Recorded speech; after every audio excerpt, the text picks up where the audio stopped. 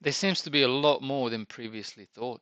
Giving employed renters the upper hand. Landlords stress as vacancy rates skyrocket and Airbnbs sit empty. Absolutely, that is another story. Airbnb, people who bought maybe got interest-only mortgages to be able to just run it through the Airbnb system, which is currently down. They must be looking to get out of those quote-unquote speculations or trades.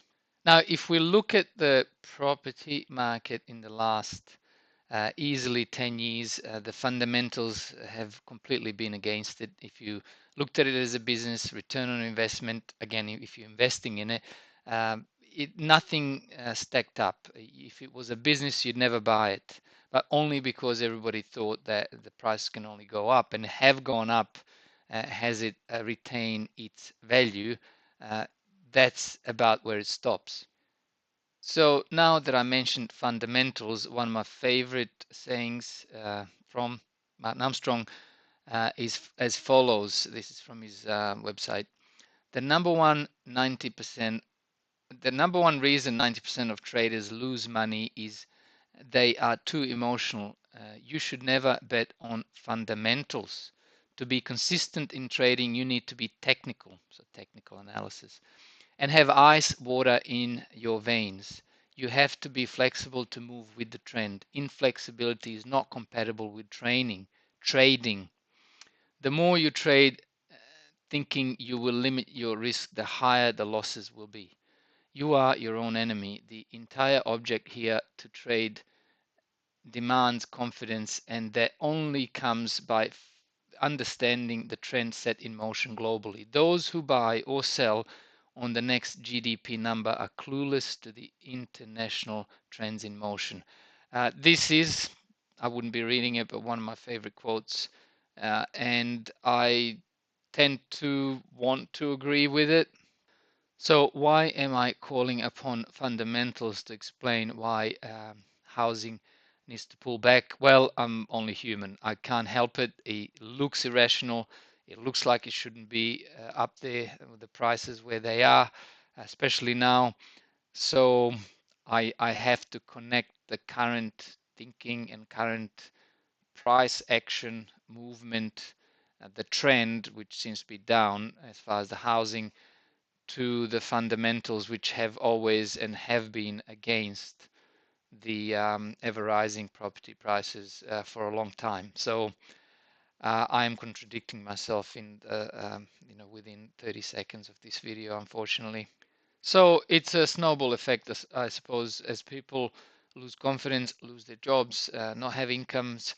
Uh, Obviously, their capacity to be paying rent diminishes, so they probably just consolidate, meaning they move out of their existing place, they go and live with their parents, with their friends, family. I don't know what else they do, but they cut back on that portion. So investors who have not just invested for the Airbnb, but most other investors who have invested to have somebody rent their unit or house out seem to be in the no man's land at the moment. It's becoming a renter's market if you've still got a job.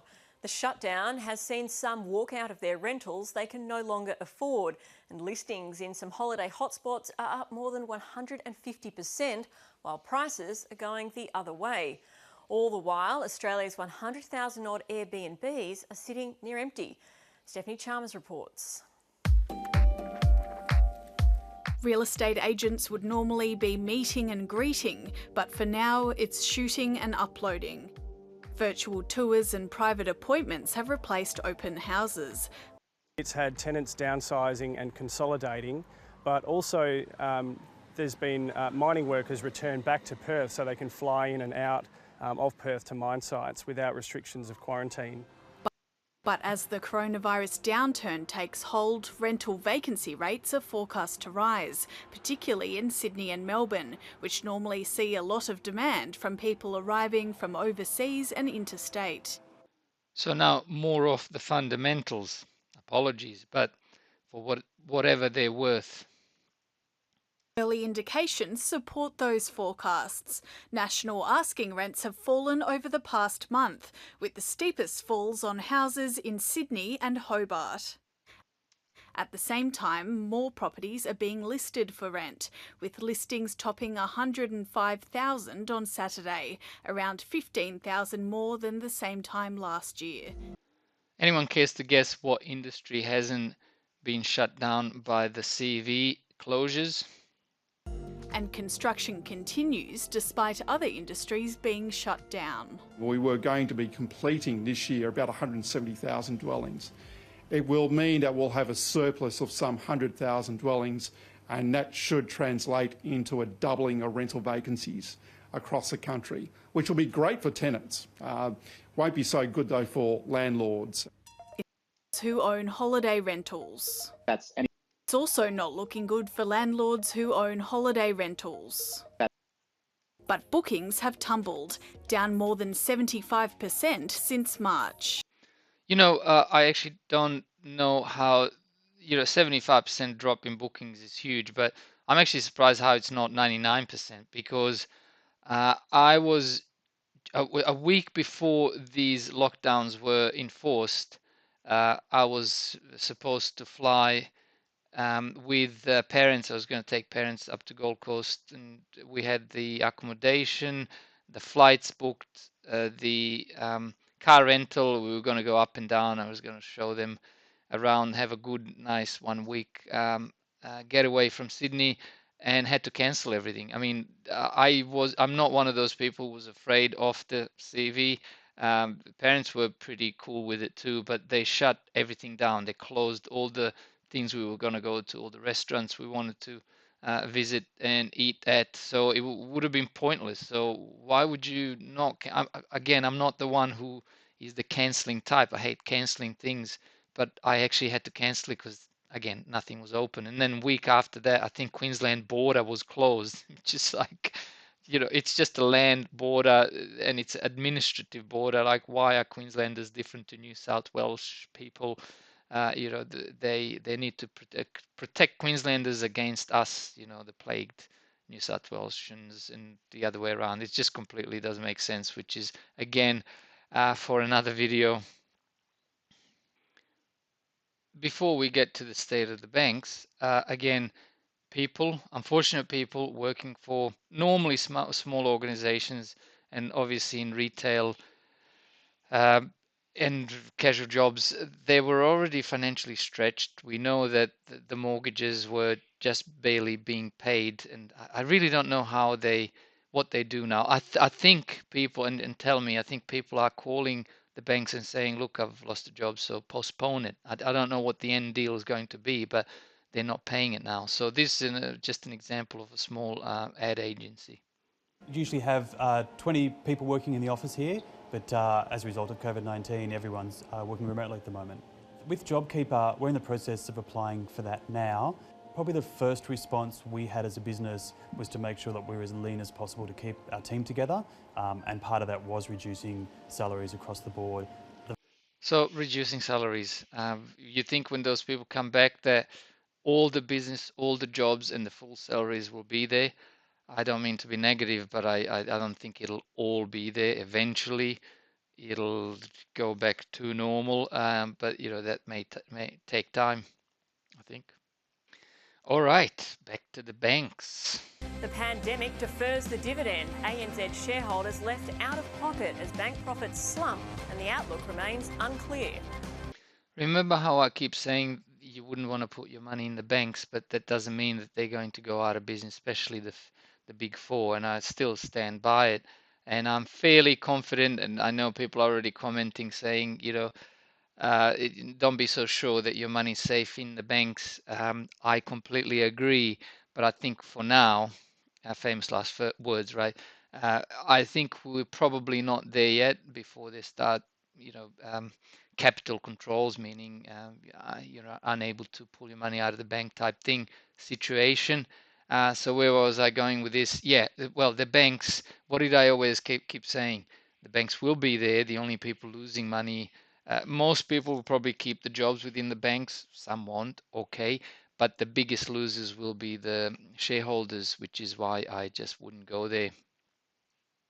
Bank shareholders' worst fears confirmed this morning by ANZ. No dividend, at least for now.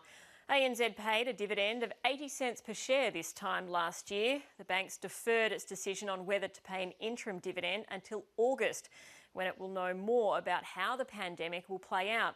Otherwise, it's not a great result from ANZ. Net profit down 51% to $1.3 billion. The dive in profit mostly due to an $815 million hit from its Asian businesses, and putting aside an extra couple of $100 million to cover future bad loans. That bad debt provision's now up to $1.7 billion. That compares to NAB's $1.2 billion disclosed earlier this week. While ANZ's offering repayment holidays, delinquencies remain pretty low. But for how long? UBS economist Carlos Cacho joined me. Now, this is the big one. Most investors, pensioners, pension funds, superannuations, they buy these bank shares not so much for their potential capital appreciation, so share price going up.